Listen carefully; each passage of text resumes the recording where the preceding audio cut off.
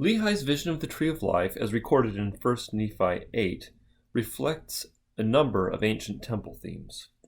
This should not serve as much of a surprise, given that the Tree of Life figures prominently in the scenes in the Garden of Eden, and was indeed the reason that Adam and Eve were removed from the garden, lest they should partake of its fruit before they were prepared to return to the presence of the Lord through repentance. The Tree of Life also figures prominently in the Revelation of John, as highlighted in another interpreter video. I will highlight one of the temple themes briefly, which is the tripartite, that is three-part, division of space. Lehi passes through a succession of spaces in an ascent from darkness to light. He begins in verse 7 to 8. And it came to pass that as I followed him, I beheld myself that I was in a dark and dreary waste. So Lehi's initial location is dark and dreary. And after I had traveled for the space of many hours in darkness, I began to pray unto the Lord that he would have mercy on me according to the multitude of his tender mercies.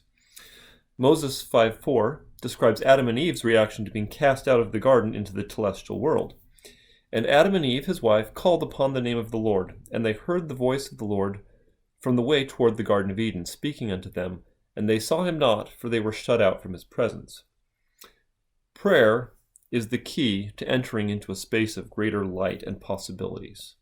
Continuing with verse 9, And it came to pass, after I had prayed unto the Lord, I beheld a large and spacious field.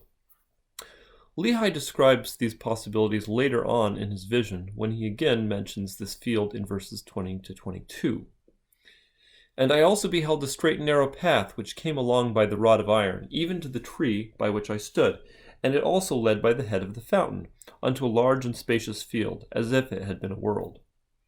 And I saw numberless concourses of people, many of whom were pressing forward, that they might obtain the path which led unto the tree by which I stood. And it came to pass that they did come forth and commence in the path which led to the tree. The tree itself is the third primary division in Lehi's dream, in verses 10 to 11. He notes that, And it came to pass that I beheld a tree, whose fruit was desirable to make one happy. And it came to pass that I did go forth and partake of the fruit thereof, and I beheld that it was most sweet, above all that I ever before tasted. Yea, and I beheld that the fruit thereof was white, to exceed all the whiteness that I had ever seen.